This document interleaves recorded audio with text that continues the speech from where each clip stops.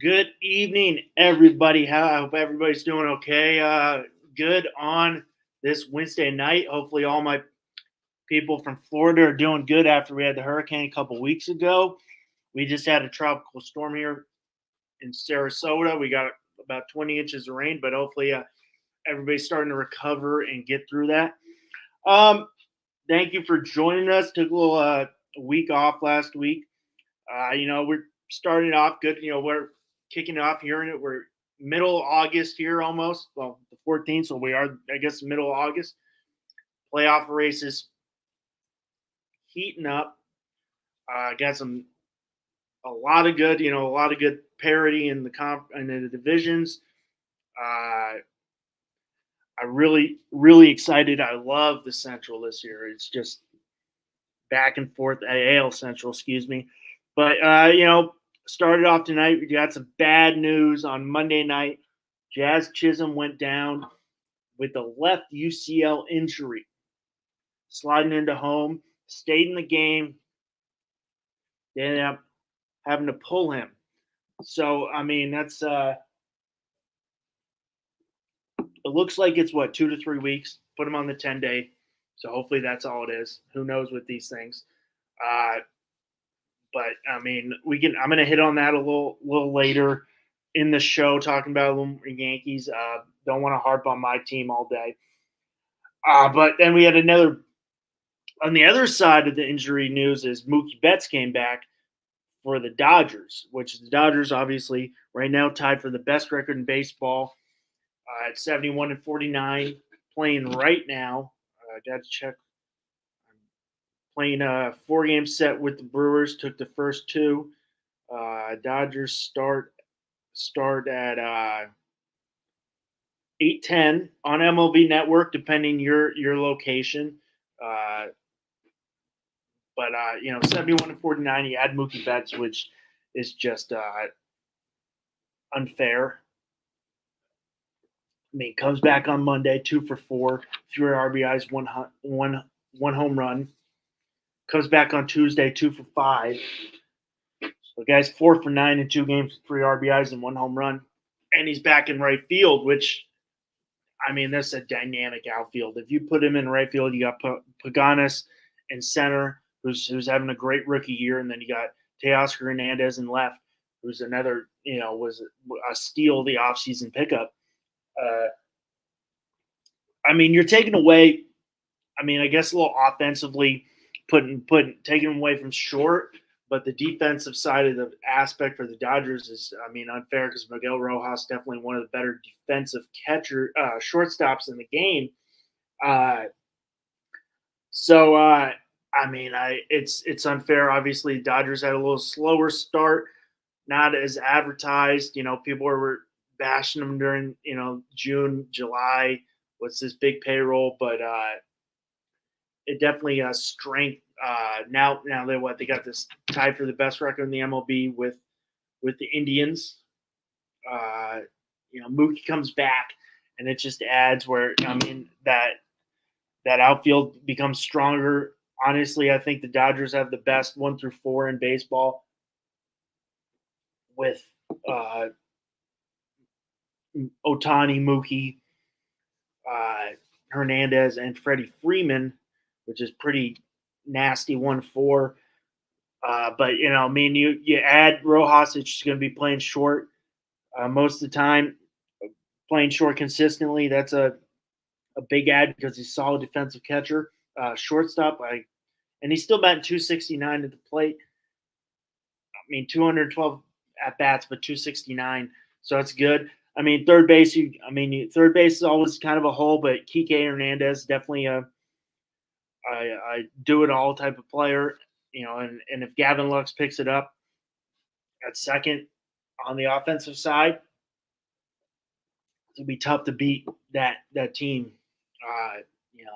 If Lux picks it up, and then you got Will Smith, one of the better catchers in baseball, and swings a solid bat too. And you got Ohtani, who's got 37 home runs, 297, and that's not even bringing up the pitching side. When you the pitching side, you got Tyler Glasnow, who's right there, ace. Kershaw finally makes his comeback, brings it back, and Kershaw's Glass now is 9-6. Got hurt there. Kershaw comes back, and he's 1-2, but had a solid start the other day. You add Gavin Stone. Gavin Stone who's having a hell of a year at 10-5. So that's another. You add Jack Flaherty. Obviously, Yamamoto's been on that 60-day for a while, but it's gonna be. I mean, the Dodgers are tough. I see him winning the NL, and just putting Mookie back in his natural position is gonna make that defense even stronger in right field. So it's just I like it.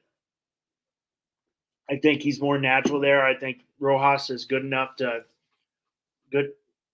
on the offensive side to move Mookie back in the outfield and strengthen that outfield with Ganis, Hernandez, and Mookie in the outfield, which is nice, and not having to play Jason Hayward as much.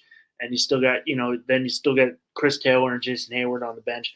That starting rotation is strong, especially when Yamamoto comes back. But you added Jack Flaherty on the trade deadline, so that's pretty big. We got San Diego 65-53, tied with the D-backs right now for that wild card spot. What was it the first wild card spot? So they're both 4.5 up. So they're both 69 and 53. But they've been playing hot. You got the Padres strong lineup. Obviously, you got Manny Machado who's batting 270, who's one of the best third basemen in the game.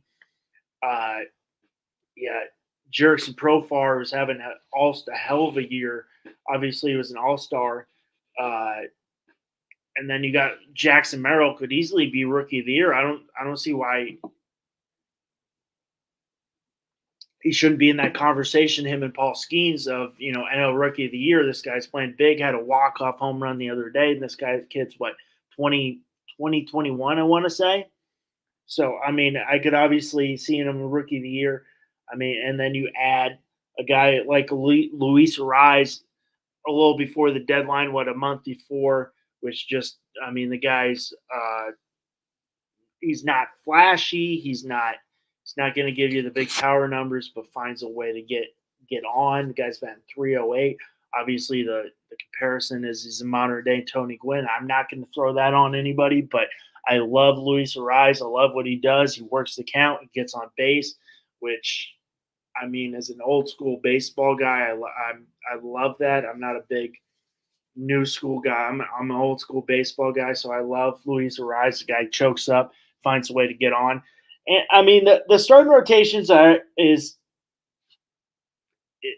so. Obviously, you have Dylan Cease, who was that big offseason acquisition.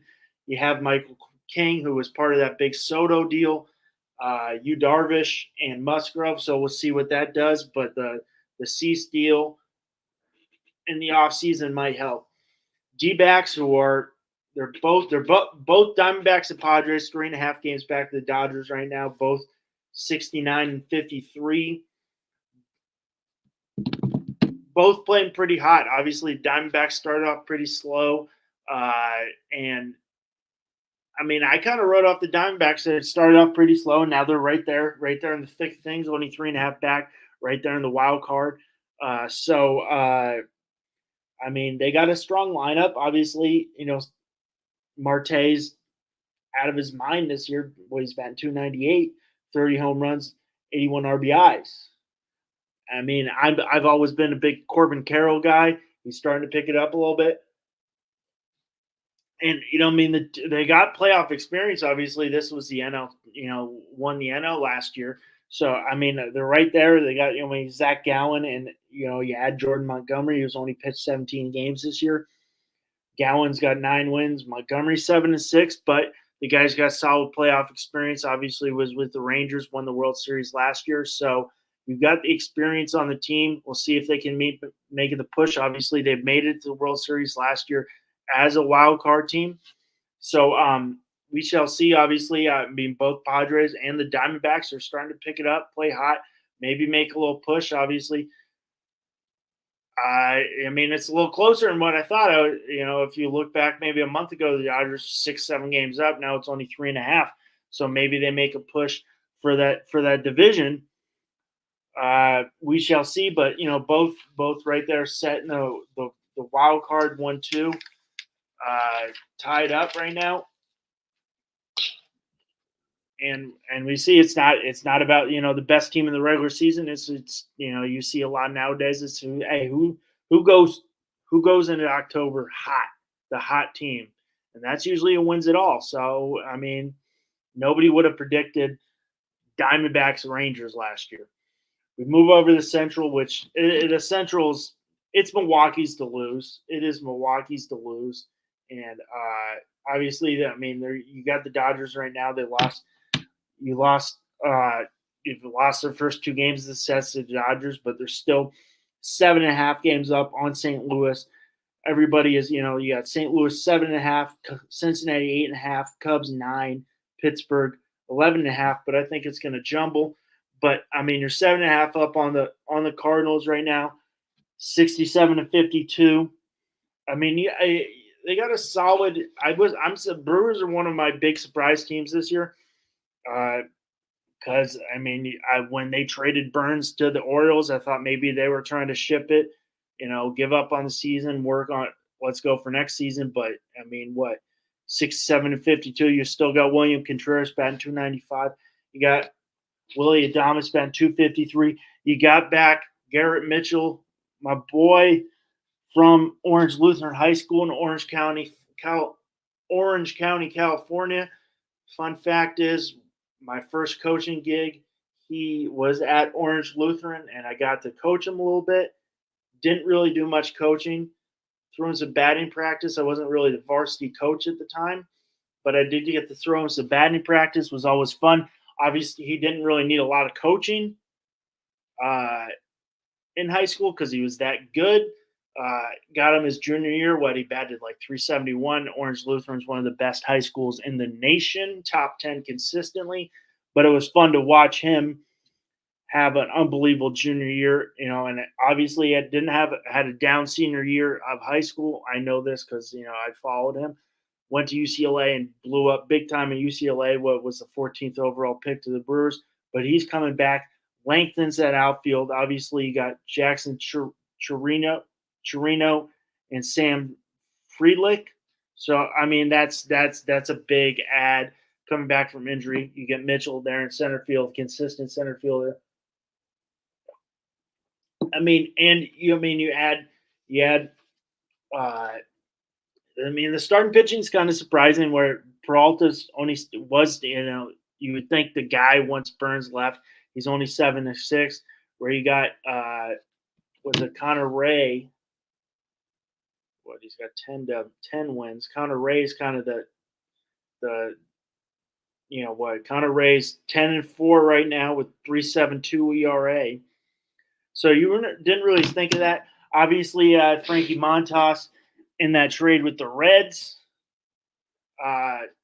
He's got one start, one win and one start pitching tonight against the Dodgers. So we'll see how that goes.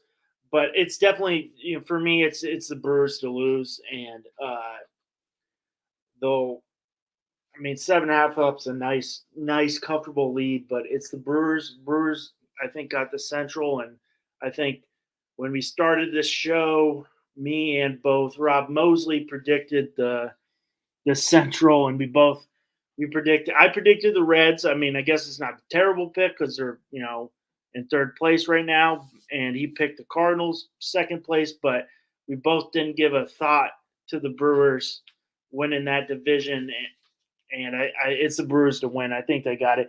Moving on to the NL East, obviously we got the Phillies, who are right there at 69-50. Obviously, they're 6 up on the Braves right now. Braves obviously reeling a little bit. Obviously, Acuna's out for a little on that 60 days, so it'll be interesting. But the Braves definitely, that's one of the best nines in baseball. Obviously, got Alex Baum, who's he's batting 295, 80 RBIs. You got Kyle Schwarber, who's it's a lethal leadoff hitter with 27 home runs. Bryce Harper, 279, 26 home runs. We're not even bringing up, you got Trey Turner and Bryson Stott right up the middle, which is pretty solid up the middle. And then you add a guy like Nick Castellanos, Brandon Marsh in the outfield. The outfield's solid. So that's definitely they're going to be a team right there to reckon with in the NL. I'd be very happy if, come NLCS time, it's Dodgers Phillies. I'd be tuned into the TV every night, tuned in no matter what. But I mean, I feel that would let's get them baseball ratings back up. I feel like that would get a lot of good ratings. Phillies, Dodgers, NLCS. But obviously, that's not even their strength. Where their strength, their pitching. You got Aaron Nola with 11 wins, who's obviously one of the better pitchers in baseball. You got Zach Wheeler with another 11 wins. He's got a 2.78 ERA. He's got 156 Ks. And then you add Ranger Suarez, who's was a surprise. That's a solid 1-2-3. We've seen a lot of you see a lot of teams nowadays. That's what you need in October. You need a solid 3-man rotation you can rock it out with. I always look back at my Yankees in 2009 when we won. That's what they had, solid 3-man rotation. So that's one of the better 3-man rotations in baseball right now. But 6 up, still have a lot to play, so Braves could figure it out. Braves are, 4 back of the Wild, 6 back of the Phillies. Right now, they are 4.5 back of the wild card. So they're right now settled into that third spot at 63 and 56. Obviously, Acuna's been on that 60-day DL. So you got to pick up that slack a little bit for who's going to pick up that slack for the Braves. Obviously, Marcell Ozuna, with guys batting 301, 35 home runs. Austin Riley's batting 263. I mean, Jared Kelenick's been he got put up into that. Kelenick got, obviously high draft pick out of Wisconsin to the Mariners. Didn't start hot. Maybe got put up the MLB a little too early. That high expectation didn't work out. Kelenick's, now he's put into that leadoff role, and he's starting to swing a good bat. Obviously, you got Michael Harris back there in center. Travis d'Arnaud, guy's a wall in the as a backstop, so it's another good guy, that those pitchers love. I mean, their pitching's a strength too. I mean, you got an unbelievable bounce back player of the year. You got Chris Sale's 13-3, 261 ERA, 177 strikeouts. Is he a Cy Young guy or, maybe a comeback player of the year type of guy? I don't know. But, I mean, Sale, that's definitely a type of guy who's you don't want to see in a playoff. I wouldn't know. I mean, right off the bat, that's going to get you a W. I mean, the guys, but pitching hasn't been. It went from strength to now. Hey, it's looking a little shaky for the Braves. Obviously Morton, he's older. Fried, Lopez, I think just got hurt. So it's a little shaky. Mets are right there. Mets, who, everybody likes to, crap on the Mets. They're still right there. Obviously, super slow start. 61 and 58, 2 back of the Braves. And Mets could get there. Always good for baseball if you got the Mets in there. The Mets fans, unbelievable. Like I said, I'm not your normal. I mean, Yankees, Jets fans, but most Jets fans are Mets fans, so they're kind of a little, psychotic. Us Jets fans are a little, they love their baseball, so it'd be great if the Mets get in there. Only 2 back, slow start, but we'll see. Mets played hot, slowing down a little bit. Mr. Moving to the AL West, you go. Moving to the AL West, just a team everybody hates. Houston Astros right there, 1.5 games up. 64 and 55. Once you count them out, and they come roaring back. And we both counted them out, way too early on this show. Is Houston done? No, Houston always finds a way to get it done. Houston always finds a way to just make it happen. They're right there. They're a game and a half up on the Mariners. They got veteran presence, obviously. Yordan Alvarez, 305, 25 home runs. You got Altuve. Whatever you're going to say about Altuve, with whatever happened with Altuve, the guy's consistent, unbelievable defensive second baseman, batting 301. You got Bregman, who's another guy who's batting 263. You got Gold Glove winner in right field in Kyle Tucker. We'll see what happens with the rotation. Obviously, with the rotation, you got Framber Valdez having another. This guy, he's not going to blow you away with speed. He's not going to dominate you with that fastball. But the guy knows how to work his zone. Obviously, he's 12 and 5. What's going to go on with Verlander? He's only 5 and 3, only 10 games started. So we'll see with them, but they got veteran presence. I think they end up getting it. Obviously, the offseason acquisition is looking solid with Josh Hader, who's got 53 games pitched, 3.61 ERA, 26 saves. So I think it's there just because they got the October experience. They know what it means to win there. We see year in and year out, the Astros are always in October. They're always making noise, even though they might have been down. I think it's the Astros got the West. Seattle's right there, only 2 games back. Seattle's 63 and 57. You get the trade deadline acquisition of Randy Arozarena, in 52 at bats, who was playing pretty slow there in Tampa Bay. Started the season slow and never really picked it up. Maybe started picking it up a little. He's batting 308. There's a 1 home run within 52 at bats. But you're bringing back you bring back J-Rod gets back. That's just the guy's batting 260. 11 home runs. That just lengthens that lineup.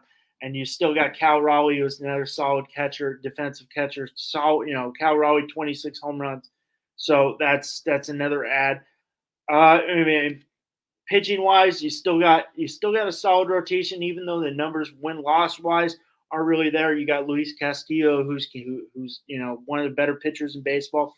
You got Logan Gilbert. Castillo, even though he's 10 and 11, he's 10 and 11 with a 3.4 ERA. Gilbert's 7 and 8, but he's a 2.91 ERA. So I could see them getting that wild card spot just because I think it's theirs to lose. Then we move to the AL Central, which I could not predict the AL Central to save my life. I did not predict the Guardians. I always want to say Indians. I grew up with the Indians, and obviously, if you watch any great baseball movies, you're watching Major League and they're the Indians, and you got Chief. I couldn't have predicted this to save my life. And the Indians, obviously, best record, tied for the best record in baseball. They're 79 and 41 right now. For 71 and 49. Excuse me. There is nobody on this Indians team, no big name guys that are, flashy big name acquisitions to get it done besides Jose Ramirez. And they're finding a way to get it done week in and week out. Up 4-1 on the Cubs right now. Obviously, Stephen Kwan, guy batting 323. AL All-Star guy. I love coming out of college. Guy's a grinder. Went to Oregon State and Corvallis. I loved him. Obviously, he's 323. He's a contact guy. On base percentage 382. So he finds a way to get on, which is what you love as a leadoff hitter. And he did that. If you watched any All-Star game, he found a way to get that done. So and then you got Jose Ramirez, who's guy who's he's batting Jose Ramirez batting 282 with 31 home runs.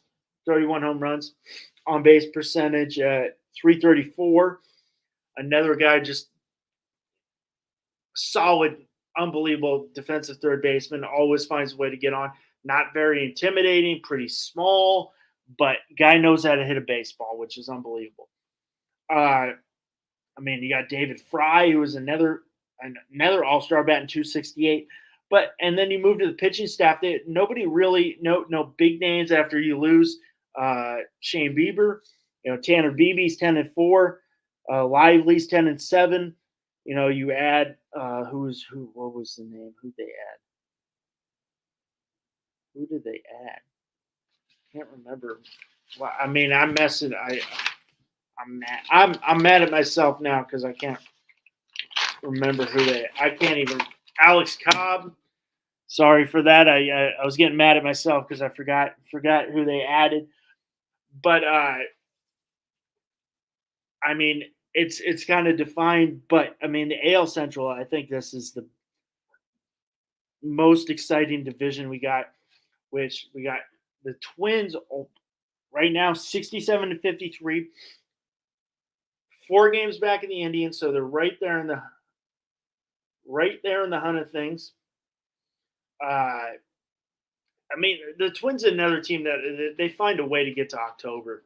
Always year in and they have their off years every once in a while, but they find a way to get in, and it's another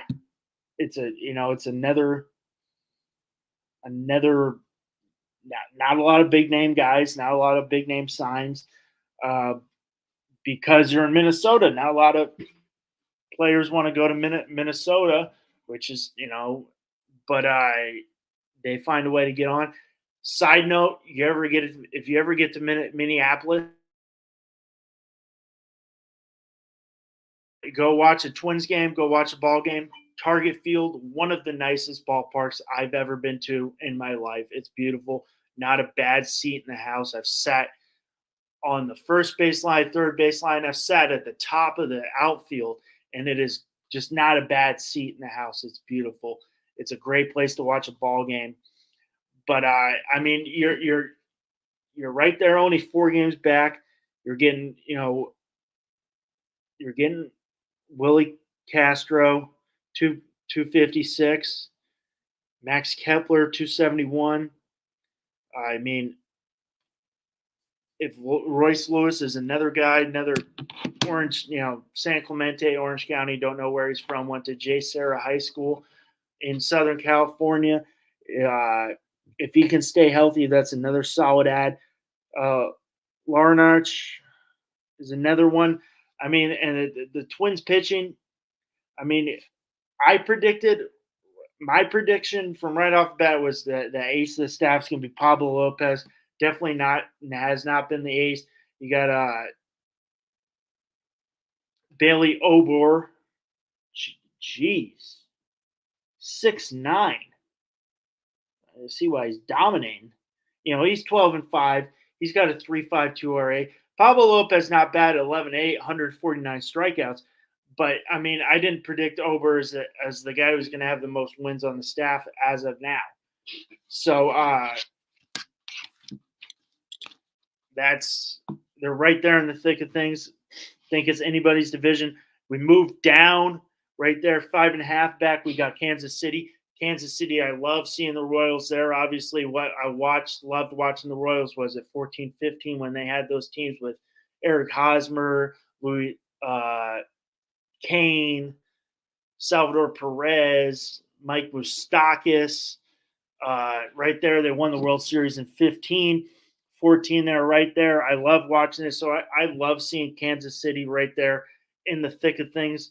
Obviously, Kansas City right now in the right now, game and a half up on Boston. Yeah, game and a half up on Boston, but they both have 55 losses in the loss column, so that will find a way to work it out. But I mean, this is a KC team that's got young guys that we love to see, and obviously we're seeing Bobby Witt Jr. I mean, this guy's the future of baseball. Future of baseball. Batting 349, 24 home runs, 89 RBIs, on base percentage 397, and he's got 168 hits. This is the future of baseball, and I love seeing it because he's a really young guy. Obviously, first round draft pick a couple years, was it maybe 19? I want to say 19, first overall pick. I love seeing it. But I mean, the Royals. I mean, it's the same thing. Kansas City, small market team. Not a lot of people want to play in Kansas City, but they do. I mean, they're finding a way to get it done. Where you got Salvador Perez, who is a guy I love. This guy's been 277. He's got 22 home runs.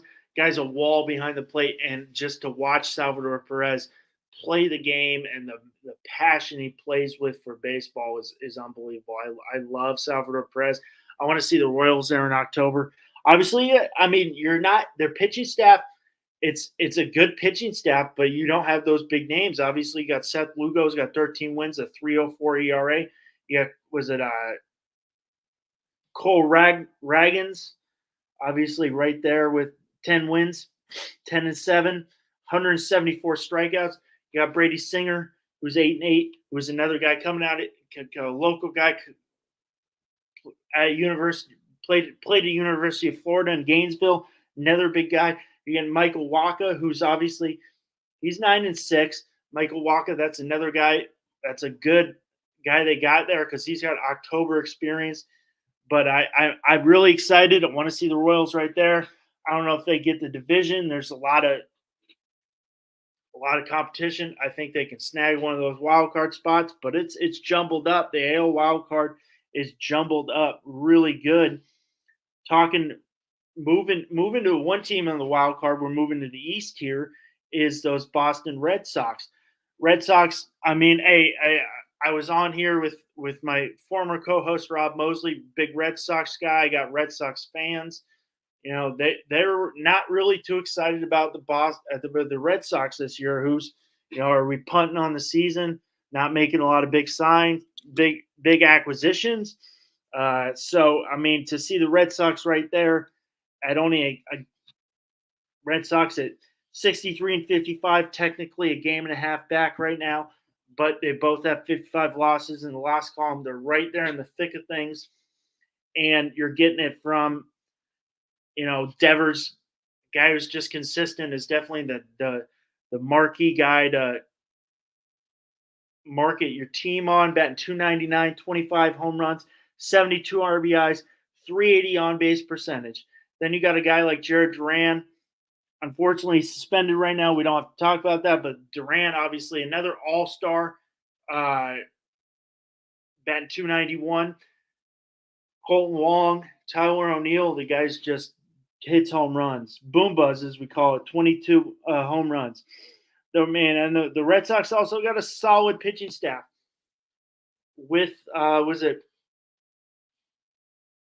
Brian Bello, who they signed to a nice a very team-friendly contract, obviously playing on his future.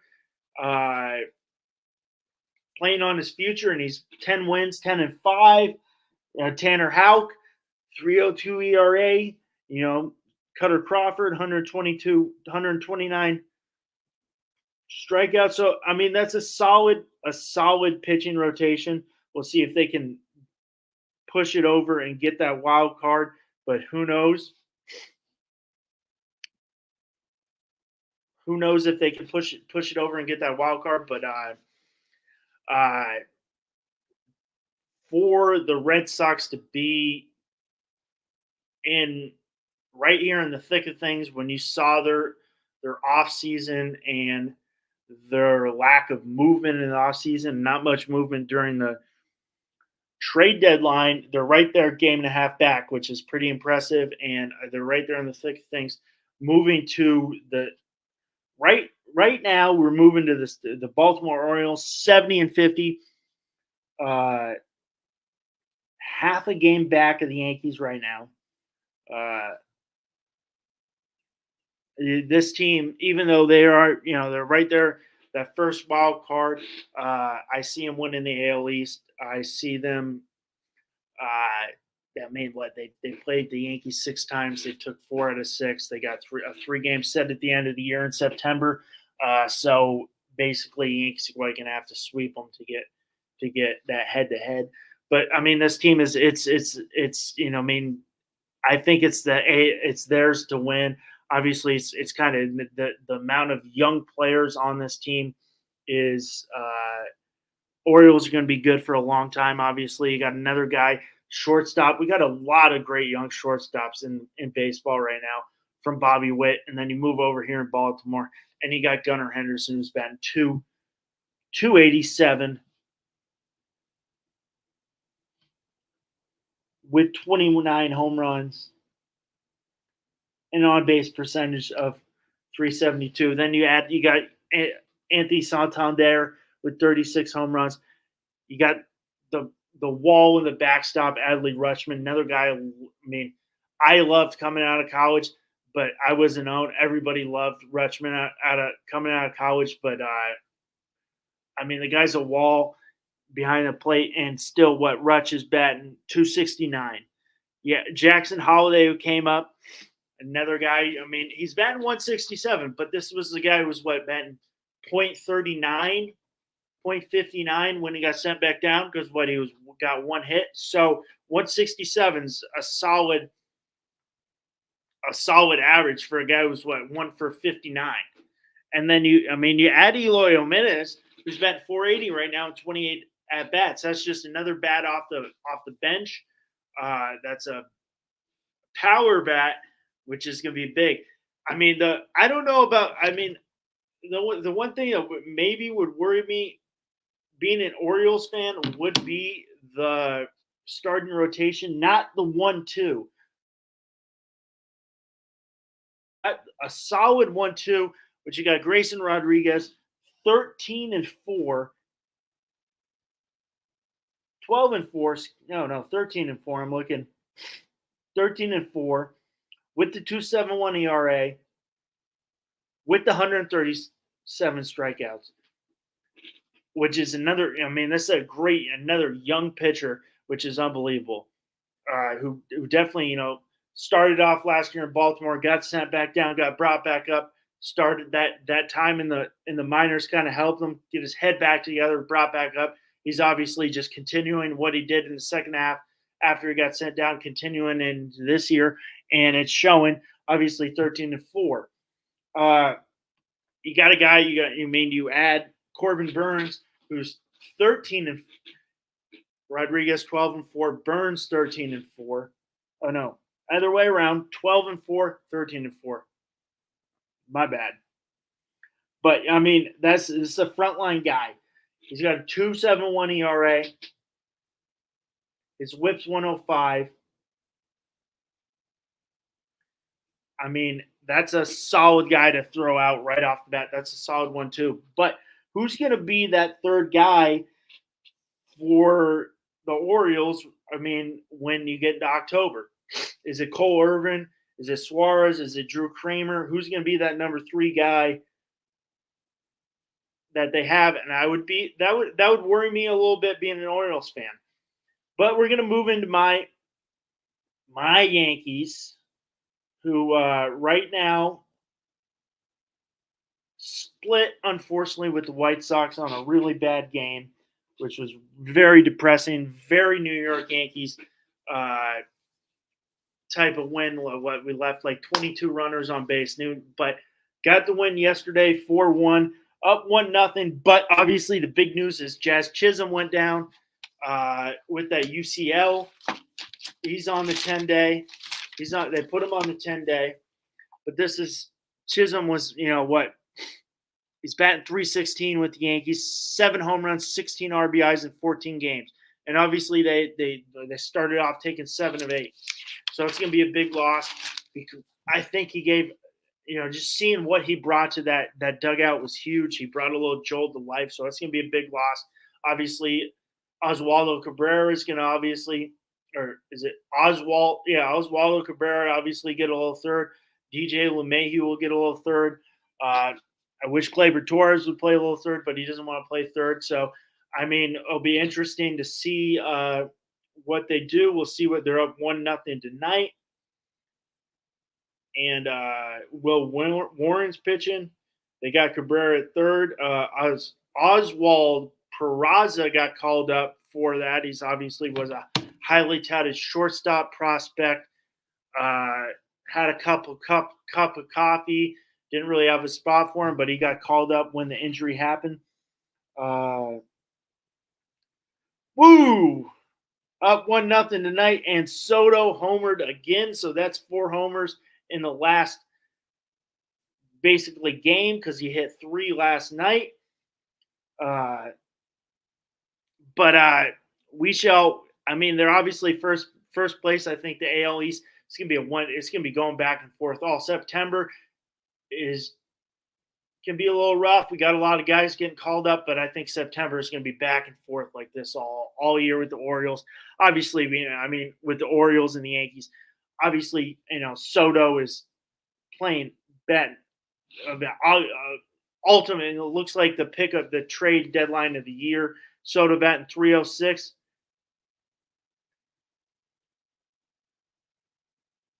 Yeah, I mean, Soto batting .306, obviously, .434 on base percentage, 33 home runs. Aaron Judge, definitely did. We brought up on the show, we started slow, and the minute we said something, he started picking it up. Guys batting .332, 42 home runs, 107 RBIs. My question is, does he break his own record? Anthony, does he break 62 this year? Because we're only on August 14th. Does he get to 63? He's swinging a hot bat. I don't know. I think he can get there. The other thing is, baseball guys, do we think the 62 he hit, is that the baseball record? Is that the home run record? Or are we going with Barry Bonds, the regular season record? I personally, I think it's still Bonds. You still got to be able to hit a round ball with a round bat. You still got to have hand-eye coordination. I don't care about what. No, I do not think Judge gets there. I don't care how much muscles you have. You still got to be able to have the hand-eye coordination. You still have to hit a round ball with a round bat. I don't care all steroids you took. I think Barry Bonds still holds the record. I don't think Judge can get to 73. I just want to know what your opinion is.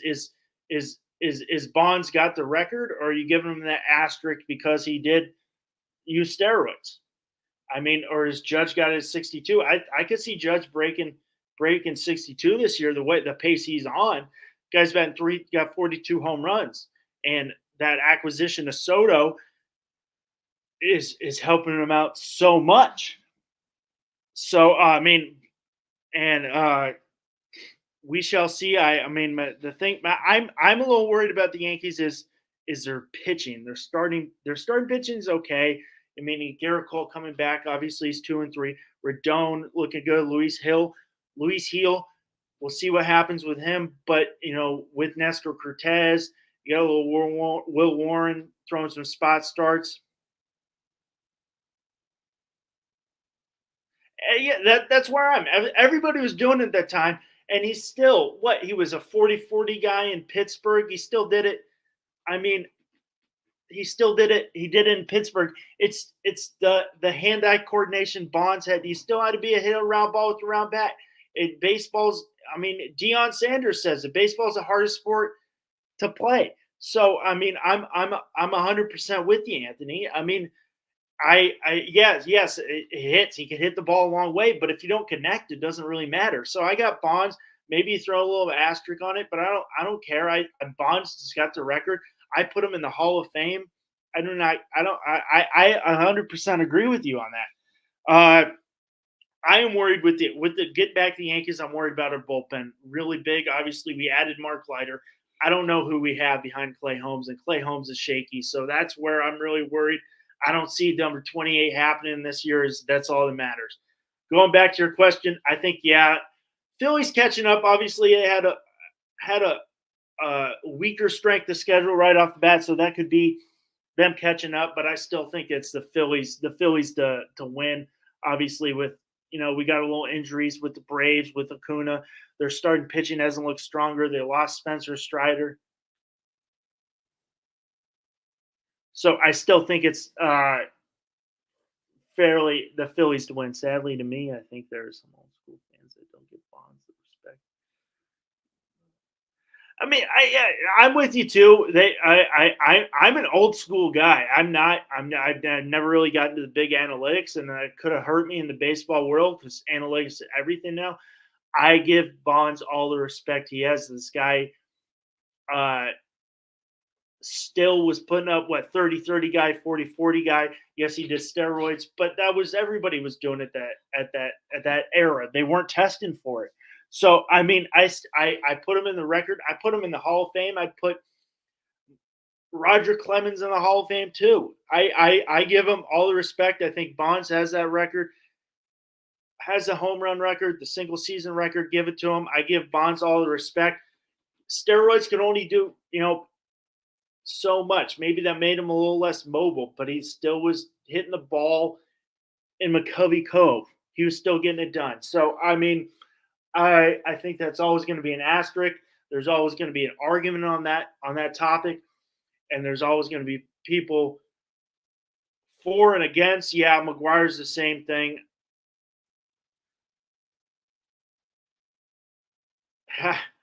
I saw McGuire in his prime. I didn't see Mike Stanton in his prime. That's before my era. I obviously know my baseball, but I did not see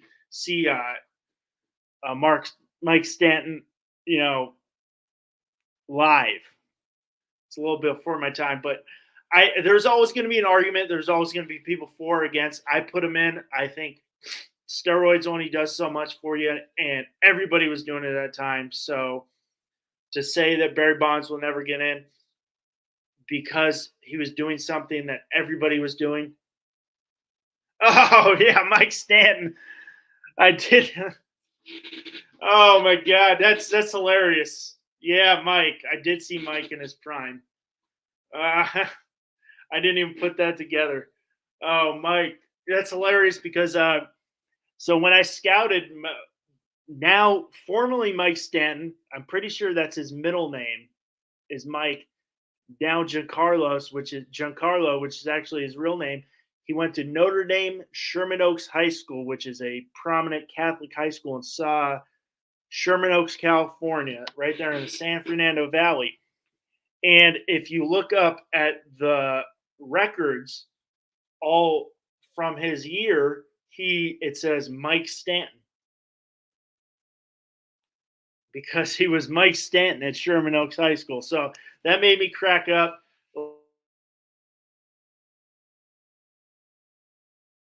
What pro? No, LA. San Fernando Valley. So it is maybe like east of Los Angeles, kind of. I want to say there is a Notre Dame High School in San Diego as well too.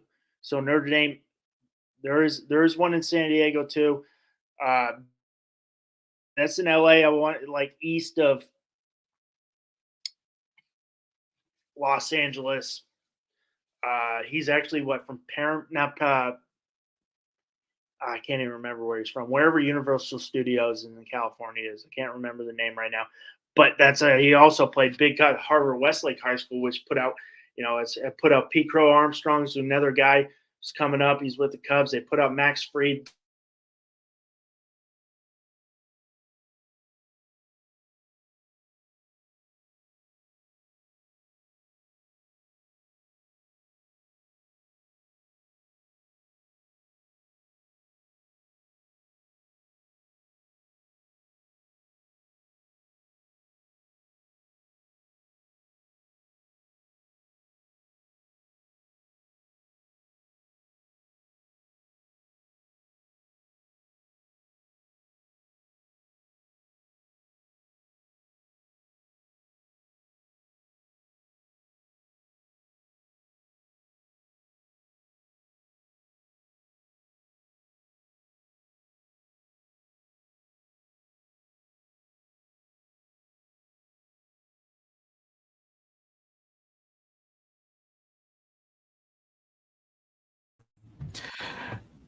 Forgive us, guys. It looks like Russ is having some technical difficulties. We'll get him back on here to wrap up the show.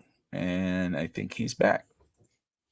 Yeah, sorry about that, Bobby. I have no clue what's going on. It's just been a little in and out. I'm sorry, guys. No worries, brother. It's all good.